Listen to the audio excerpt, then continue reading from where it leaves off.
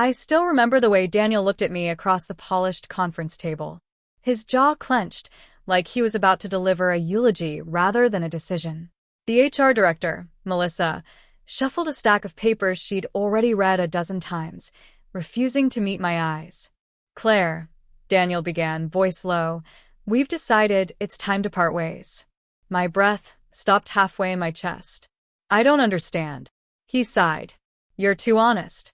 You make people uncomfortable." Too honest. Like it was a disease. I looked down at my hands, the same hands that had typed up proposals, corrected accounting errors, trained 3 different interns. My palms were damp, and I tried to hide them under the edge of the table. "Your performance isn't in question," Melissa added quickly, her gaze locked on the window. "It's just a culture fit issue." Culture fit. Another word for don't rock the boat. I didn't say anything as Daniel pushed the termination packet toward me. I just watched the pen roll across the folder and stop against my wrist. That's when I knew it was over. I used to believe that if you just worked harder than everyone else, you'd be safe. Maybe it was something my father told me when I was little. "Claire, nobody can take away what you've earned." I clung to that sentence like a life raft through every disappointment and betrayal. When I started at Darlington and Cole, I was 23 and terrified. The building was taller than any place I'd ever worked, a glass and steel monument to ambition. I was an assistant then, making $42,000 a year, sharing an apartment with 2 roommates who never did the dishes. From day one, I was the person who stayed late. If the conference room was messy after a meeting, I picked up the coffee cups. If an account had a discrepancy, I volunteered to reconcile it. I wanted to prove I belonged. I remember the first time I met Daniel Parker. He was the youngest managing director in the company's history, only 35, with the kind of polished confidence that made everyone lean forward when he spoke. During my second week, he walked by my cubicle and said, "You're Claire, right? The new assistant." I nodded, so fast my neck hurt. He smiled. "I hear you're thorough. That's good. We need more of that around here." That single compliment kept me going for months. Every time I wondered if I should just keep my head down and do the bare minimum, I'd remember that he'd noticed me. But thoroughness has a dark side when you work in a place that rewards complicity. I didn't realize it then, but the same meticulousness that earned me praise would eventually get me branded as a problem. In my second year, I discovered that one of the senior associates, Greg Williams, had been quietly shifting small expenses to clients' accounts, dinners that weren't approved, personal hotel upgrades, little things. I didn't want to believe it. I double-checked the statements a dozen times. Finally, I brought it to the accounting department. 2 days later, Daniel called me into his office. "Claire," he said, folding his hands on the desk, "you need to be careful about making accusations." "They're not accusations," I whispered. "They're facts." He exhaled, looking almost bored. "Even so, you're new. You don't have the full picture." I felt something in my stomach sink. It was the first time I understood how the game was played. But I didn't stop being thorough. It was the only way I knew how to be. I worked my way up from assistant to junior project manager. It took 6 years, twice as long as it took others who had mentors, connections, or a talent for office politics. I never went to the happy hours where everyone gossiped about whose marriage was failing. I never laughed when people made fun of the interns. At one quarterly review, Melissa said, "You're technically perfect, but you could soften your edges." I tried. God, I tried. I practiced smiling more, even when I disagreed. I bit my tongue when Greg bragged about padding invoices. I learned how to give compliments I didn't mean. Still, it never felt natural. At home, I'd sit in my small kitchen, eating microwaved dinners, trying to figure out why I wasn't enough. I'd call my father in Arizona and he'd say, "Just be yourself, honey. The right people will appreciate you." But what if there were no right people?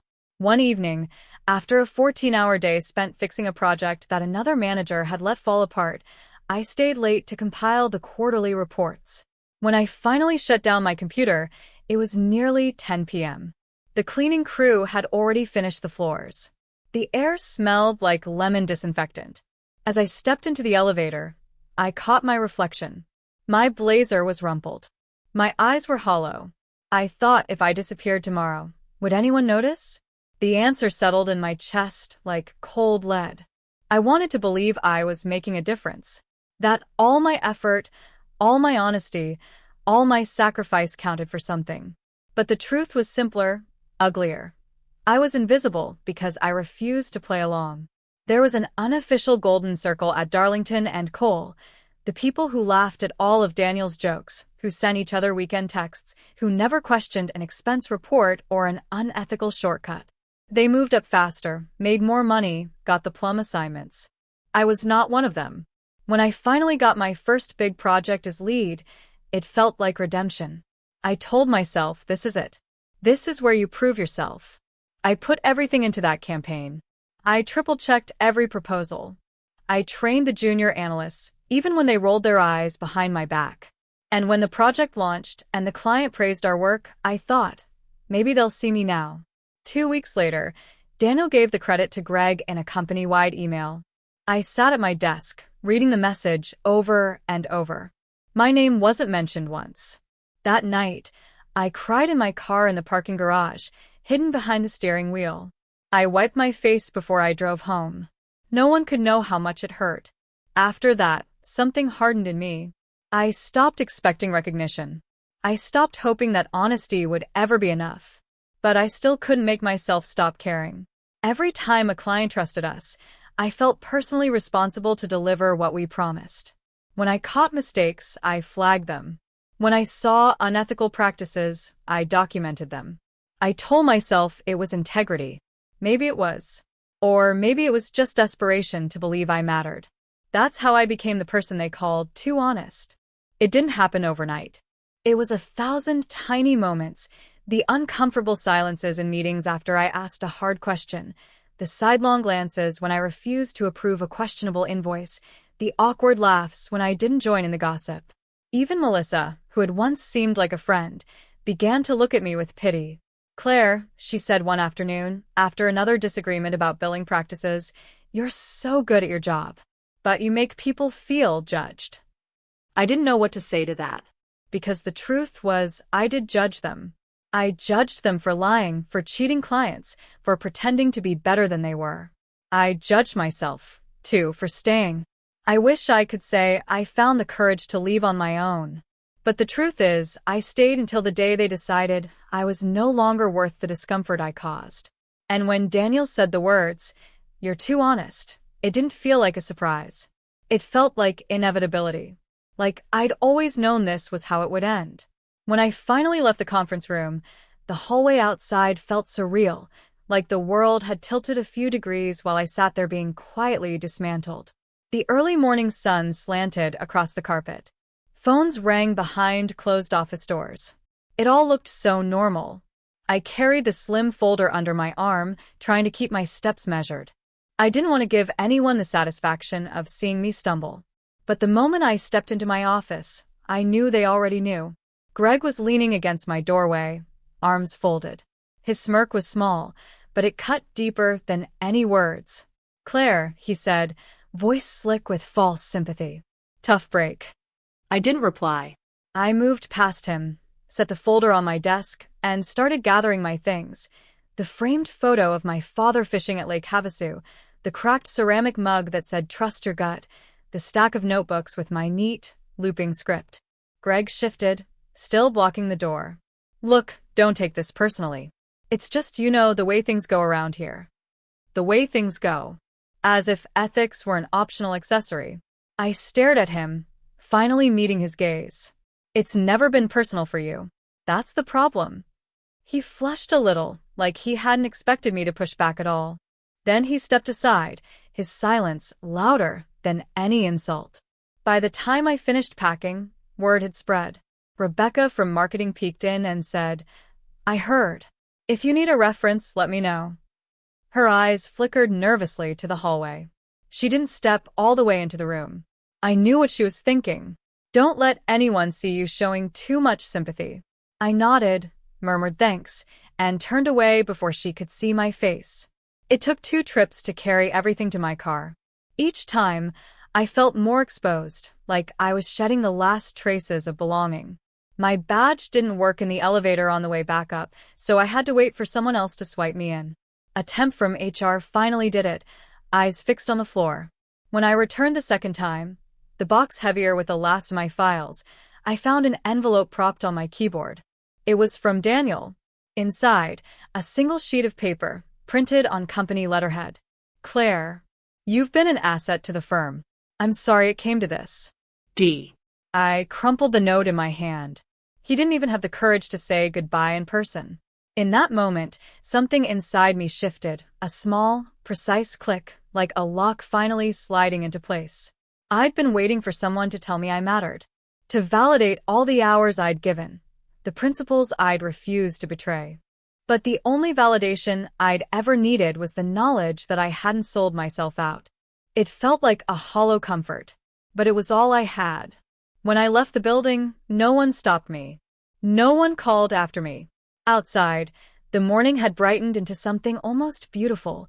Pale blue sky, the distant roar of traffic, the scent of fresh-cut grass from the landscaping crew. I loaded the boxes into my trunk and closed it with more force than necessary. My phone buzzed in my pocket. A text from Melissa. If you want to exit gracefully, I suggest you don't contact clients. I read it twice, numb. They still thought they could manage me, even now. I didn't reply. Instead, I drove home on autopilot, the same commute I'd made for nearly a decade, past the same strip malls and gas stations. I noticed things I'd never paid attention to before. The faded billboard for an injury lawyer, the cluster of yellow flowers pushing through a crack in the median, the way the morning light turned the freeway into a ribbon of white. At a red light, I realized I was gripping the steering wheel so tightly my knuckles had gone pale. I forced my hands to relax. You're free, I told myself. But freedom, at least in that first hour, felt indistinguishable from failure. I parked in front of my apartment and just sat there.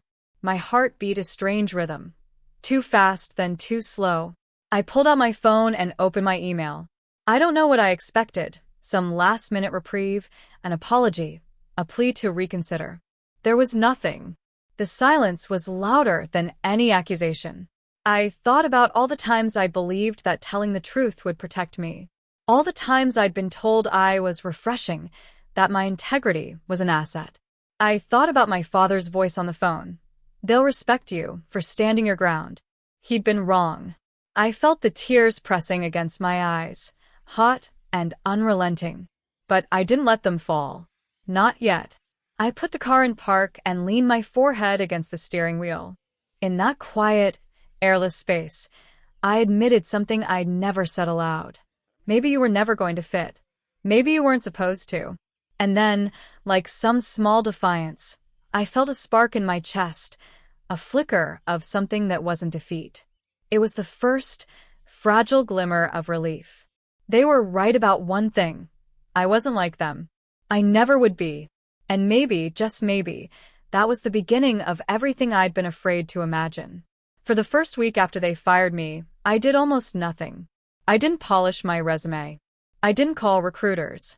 I didn't check LinkedIn to see if anyone was whispering about what had happened. Instead, I let myself be still for the first time in years. I'd spent so long running in circles that stopping felt disorienting, like stepping off a treadmill while it was still moving.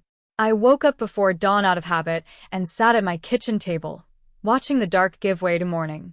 I'd make a cup of coffee and drink it slowly, savoring the small rebellion of having nowhere to be. On the fourth morning, I took out a yellow legal pad and wrote one sentence at the top. What do you actually want? I stared at the question for a long time. My entire adult life had been an exercise in doing what I thought I was supposed to, working hard, staying loyal, keeping my mouth shut just enough to avoid open conflict. But what did I want? By the time the sun crested over the low rooftops across the street, I knew one thing. I didn't want to go back. Not to that company. Not to any company like it. I wanted to build something that didn't require me to compromise the parts of myself I valued most. I didn't know what that would look like yet. But the idea itself felt like oxygen. That afternoon, I logged into my old work email one last time. The password hadn't been disabled yet. I scrolled through months of messages, scanning subject lines for anything I might need, client notes, performance reviews, files I'd created from scratch. I didn't feel anger as I archived the messages. Just a cold, clean sort of finality. When I finished, I clicked sign out. I deleted the saved password from my browser. Then, without ceremony, I powered down the laptop I'd bought just for work and slid it under my bed. In that moment, I felt something uncoil in my chest. I wasn't beholden to anyone. That night, as I lay in bed, I thought about the dozens of little obligations that had ruled my days, the unspoken expectation that I'd always be the first to arrive, the last to leave, the one who remembered birthdays and cleaned up after everyone's messes.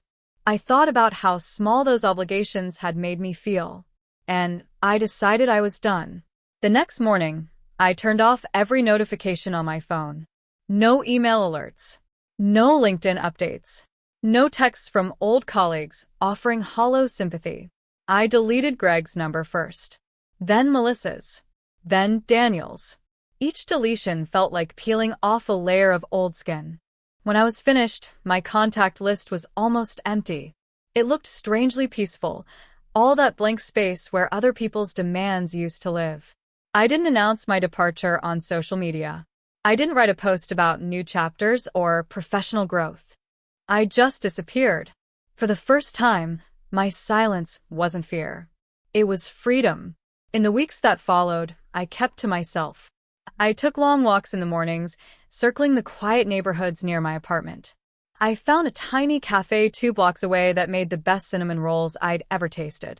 The barista, a woman named Alicia, started recognizing me and would smile as I came in. Some days, I brought my notebook. Some days, I didn't. I had no agenda except to figure out who I was when I wasn't trying to please anyone. In that soft, unstructured time, ideas began to surface. I thought about all the clients I'd worked with over the years, the ones who appreciated my candor, who trusted me because I never sugarcoated the truth. I thought about how often people said, "I wish I knew someone who would just tell me what's real." Maybe I realized that was what I could offer. Not as an employee, as a partner, as an equal. The thought terrified me. But it also felt inevitable, like something I'd been circling for years without the courage to claim it. One evening, I called my father. When he answered, his voice was thick with sleep. Arizona was an hour ahead. "Claire? Everything okay?" I hesitated, staring out my kitchen window at the dusky sky. I said slowly, "I'm going to start my own business." There was a long pause. Then he said, "You always were too good for them." I closed my eyes, fighting back sudden tears. "I don't know if I'll succeed." "That's not the point," he replied. "The point is, it'll be yours." I hadn't realized how much I needed someone to say that. When we hung up, I sat at the table long after the sky had gone black. My coffee had gone cold. My notebook lay open in front of me, a blank page waiting. I picked up my pen. And for the first time, I didn't feel like I was starting over. I felt like I was starting. A month passed before I dared to tell anyone beyond my father what I was planning. It felt too fragile to say out loud, like a bubble that would burst if I looked at it straight on. But one morning, I woke up with a steadiness in my chest I hadn't felt in years. I brewed coffee, sat at the kitchen table, and made a list of names, people I'd worked with who, despite everything, had respected my honesty. One name stood out, Lauren Patel. She'd been the marketing director for a major client 3 years ago. She was sharp and exacting and had an almost allergic reaction to sugar-coated nonsense. We'd collaborated on a massive campaign that nearly derailed because someone at our firm had tried to hide a critical error. I'd been the one to call her directly, to tell her the truth before she found out some uglier way. She'd been furious, but not at me, at the dishonesty. After the dust settled, she'd sent me an email I never forgot. "You're the only reason this didn't turn into a lawsuit. If you ever want to work together again, call me." At the time, I'd archived the message. I was loyal to Darlington and Cole, even if they weren't loyal to me. But now I didn't owe them anything. So I dug through my old emails until I found her note. My hands shook a little as I typed. Subject: catching up. "Hi Lauren. I hope you're well. I'm reaching out because I'm finally launching my own consulting business. No fluff, no half-truths, just clear-eyed strategy and honest guidance. You once told me you valued my candor. If you're open to a conversation, I'd love to reconnect. Claire. I hovered over send for a full minute. Then I clicked it before I could second-guess myself. The reply came faster than I'd expected, less than an hour later. Subject: absolutely. Claire, I've wondered what happened to you after you left Darlington and Cole. I'm not surprised you're starting your own venture. Honestly, you were too good for that place. Let's set up a call. Lauren. I reread her message until the words blurred. I hadn't realized how badly I needed someone to say I wasn't the problem. We scheduled a call for the next day. I spent the afternoon drafting notes, outlining the services I envisioned. Ethical consulting for businesses tired of hollow branding and hidden fees. A place where transparency wasn't a liability, but a competitive advantage. When Lauren's face appeared on my laptop screen, I was hit with a rush of nervousness. But she smiled, and it felt like being seen after standing invisible for too long.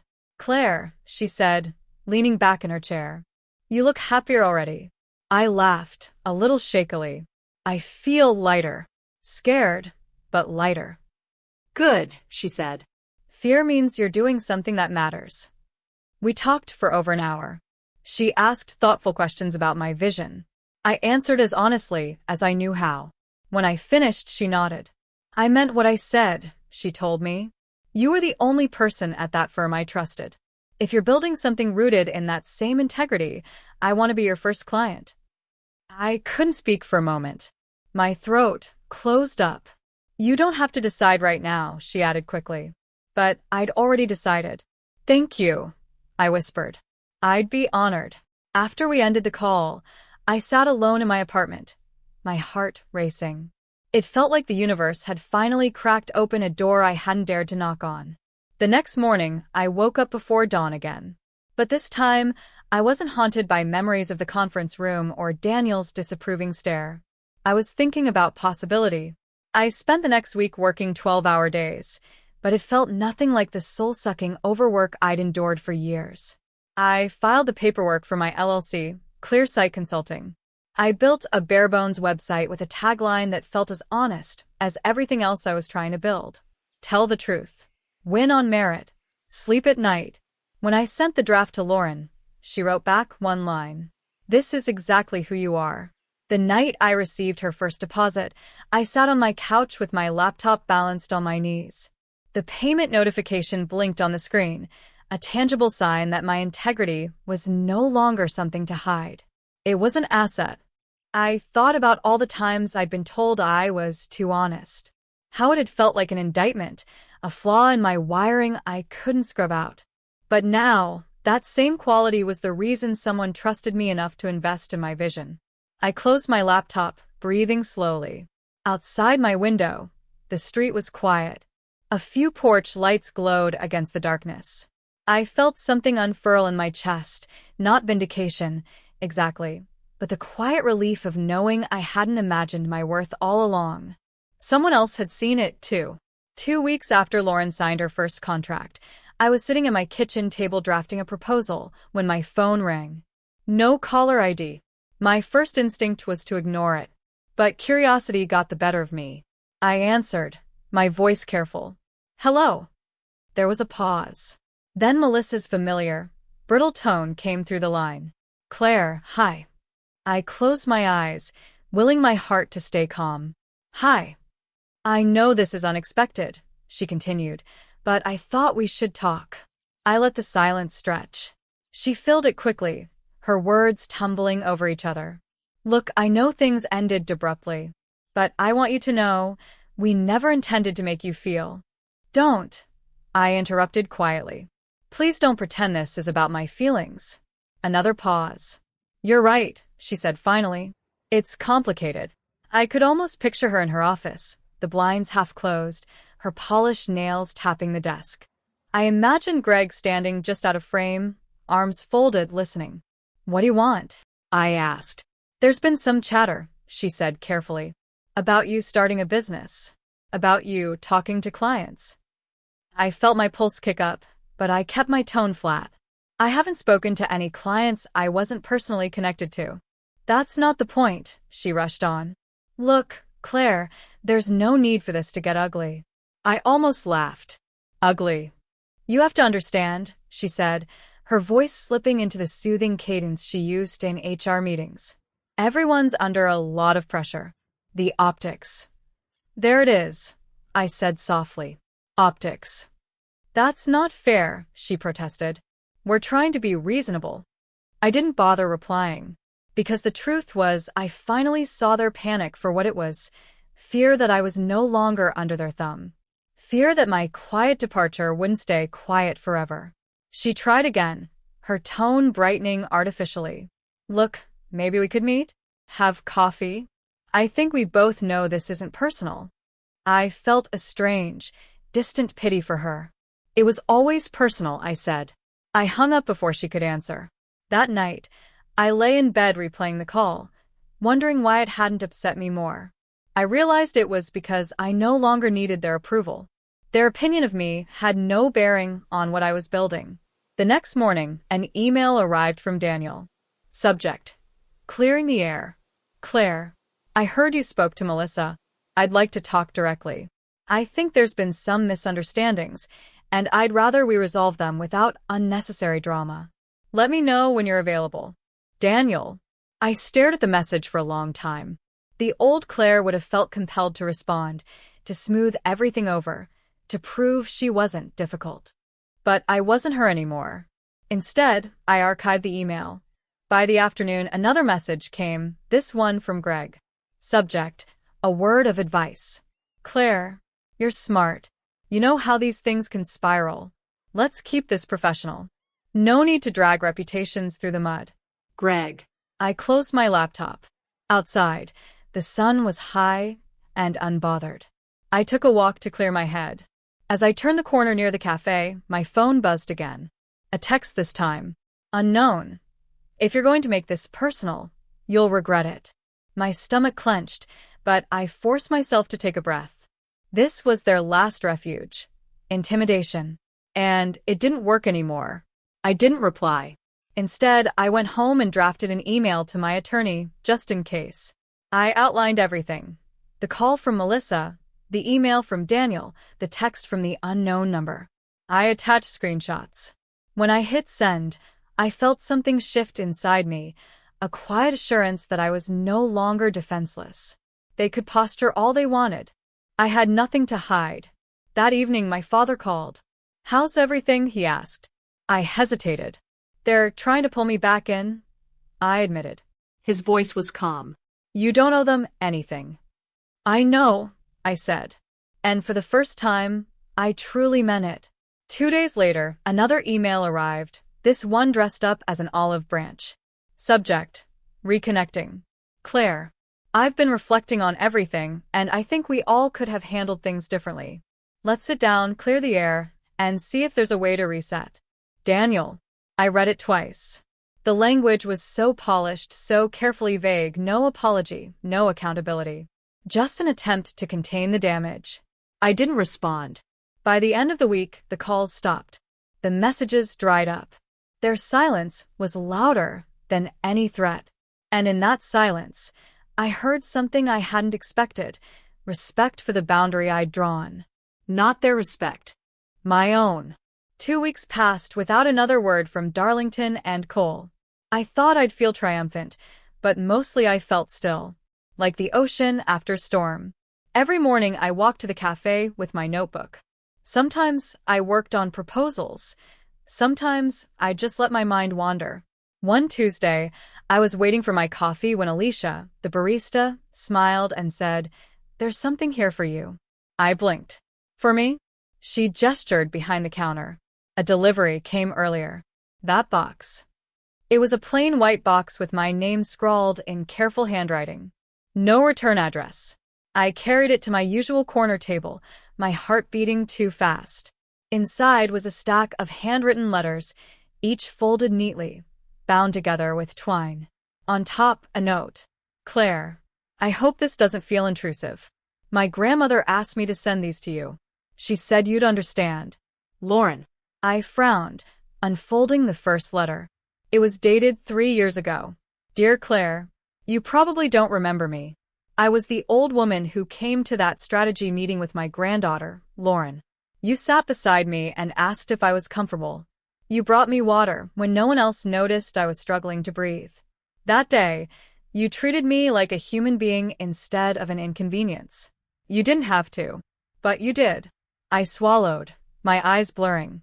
I've thought about that moment ever since, about how a stranger's kindness reminded me that I still mattered. Lauren told me you left that company. She said you were starting something new.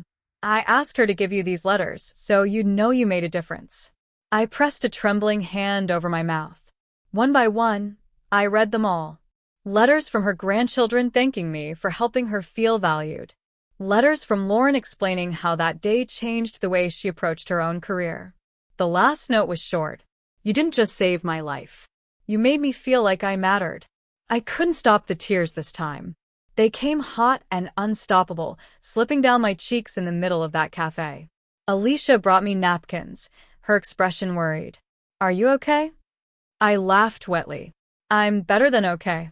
She smiled and returned to the counter, and I sat there clutching those letters like proof of something I'd always suspected but never dared to believe. The quiet ways we show up for people echo far beyond what we can see. That night, I called my father. He answered on the second ring. Hey, honey, he said. You sound different. I got letters, I said, my voice thick. From a woman I helped years ago. He waited. She said I made her feel like she mattered. I whispered. He exhaled softly. Because you did. I closed my eyes. For years, I believed that success had to look a certain way. Promotions, accolades, the approval of people who'd never valued what made me different. But sitting there, holding those letters, I realized I'd been measuring the wrong things. My worth wasn't in the titles I'd lost or the offices I'd left behind. It was in the moments no one else saw. The small, human choices to be decent when it would have been easier not to be. The next morning, I put those letters in a wooden box on my bookshelf, right next to my business registration papers. Not as a trophy. As a reminder. That day, Lauren called. I hope you don't mind, she began, but I shared your website with a few colleagues. People who are tired of consultants who just tell them what they want to hear. My heart thumped. You didn't have to do that. I wanted to, she said simply. I think people deserve to know there's someone out there who isn't afraid to tell the truth. The next week, I booked 3 new clients. Each one told me the same thing in different words. We chose you because we're tired of the noise. We need someone who actually cares. At first, I was stunned. Then I realized I wasn't surprised at all. Because even in the messiest moments, especially then, I never stopped caring. That was my advantage. And it was enough. It happened on a Thursday morning in early spring. I was sitting at my kitchen table drafting a proposal for a new client when my phone lit up with an unfamiliar number. For a moment, I considered ignoring it, but something in me needed to hear what they would say this time. I answered, my voice calm. Hello. There was a pause. Then Daniel spoke. Claire. My chest went still. Hi, Daniel. His voice was softer than I remembered, almost tentative. I know you don't owe me anything, he began. But I'd like to see you. To talk. I glanced at the window. The late morning sun spilling across the floor in warm gold. About what? I asked evenly. About everything, he said. How it ended. What we could have done differently. I closed my eyes, listening not just to his words but to the tone behind them. Not an apology. Not even regret. Just the same instinct to control the narrative. I think it would help, he continued when I didn't respond. For both of us. I pressed my palm flat on the table, grounding myself. I appreciate you reaching out, I said. And I meant it in a detached sort of way. But there's nothing left to talk about. Another pause. Claire, please. We don't have to leave it like this. I thought about all the times I'd sat across from him in that glass-walled conference room, my voice quiet, my hands folded, trying to be palatable. I thought about the years I'd given them, the parts of myself I'd sacrificed, and how none of it had ever been enough. I looked around my kitchen, my safe place, my new beginning. I didn't need closure from him. I'd already given it to myself. No, I said softly. He was silent. I wish you well, I added, because it was true. But I'm done. I ended the call before he could reply. The quiet that followed wasn't heavy. It was clear, like fresh air after rain. I stood there for a long moment, breathing. That evening, I walked to the little cafe on the corner. Alicia was wiping down tables as I came in. Hey, she greeted me with a smile. You look lighter. I laughed. I think I am. I ordered my coffee and carried it to my usual seat by the window. For a while, I just watched the street outside, people walking dogs, a kid balancing on a scooter, the sky pale and cloudless. My phone vibrated on the table. A text from Daniel. If you change your mind, my door is open. I didn't reply. I didn't need to. Some endings didn't require an explanation or a mutual understanding. Sometimes the most loving thing you could do for yourself and for them was simply to walk away. When I left the cafe, I felt no guilt, no lingering temptation to call him back. Just a steady, quiet conviction that I'd chosen the right thing. As I walked home, the early evening breeze tugged at my hair. I thought about all the times I'd been told I was too sensitive, too serious, too unwilling to compromise. But standing in the middle of that ordinary sidewalk, I felt none of those things. I felt clear. I felt whole. And most of all, I felt free. I used to think my story was about failure. That the day they fired me was proof I wasn't strong enough, wasn't adaptable enough, wasn't enough. But now, sitting here in my own small office with the afternoon light spilling across the desk, I see it differently. I see that sometimes life has to take everything you think you need before you finally ask yourself what you actually want. If you're listening to this, maybe you know that feeling. Maybe you've spent years making yourself smaller so someone else could feel bigger. Maybe you've swallowed your truth so many times your voice has gone hoarse. Maybe you've convinced yourself that if you just tried harder, if you just bent a little further, you'd finally be enough. I wish I could reach through the screen and take your hand. Because I need you to hear me. You were never too much.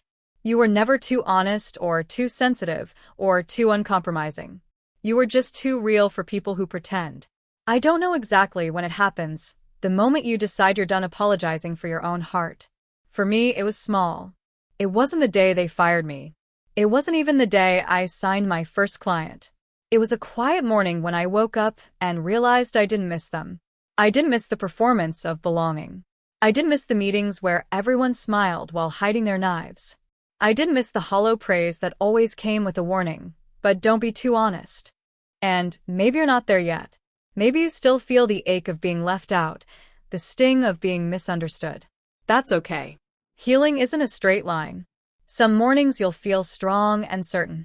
Other mornings you'll want to call them back, just to prove you didn't deserve it. Forgive yourself for both. The truth is, most people will never know how much you did for them. How often you bit your tongue. How many times you said yes when you wanted to say no. How much of yourself you gave without asking for anything back. But you know. And that knowing is enough. If no one has ever told you this, let me be the first. You deserve a life that doesn't require you to disappear to be loved. You deserve work that doesn't make you question your worth. You deserve relationships that feel like a soft place to land, not a battlefield. And if you ever doubt that, come back to this moment. Remember this voice, telling you that your honesty is not a liability. It's your superpower. It's what will build the life you've been afraid to imagine. I don't pretend that it's easy. Letting go will break your heart in ways you can't prepare for. But staying will break your spirit. And if you have to choose the heartbreak that heals you. Choose the road that feels like yours, even if you have to walk it alone for a while. Because on the other side of that loneliness is something I never believed I'd find. Peace. Real, steady, unremarkable peace. The kind that doesn't depend on anyone else's permission. If you're listening to this, and your hands are shaking, and you're wondering if it's time to finally say no, I can't tell you what to do. But I can tell you this. You are stronger than the fear that's trying to keep you small. You are braver than the voice that says you have to earn your worth. And you are worthy, just as you are, without any conditions. I hope someday you wake up in a room filled with your own light, and you realize that the person you were always waiting for was you, that you were always enough, and you still are. Thank you for listening to my story. And wherever you are tonight, I hope you know, you don't have to prove your value to anyone. Sometimes not showing up is the most powerful thing you can do. And sometimes walking away is the beginning of everything you were meant to become.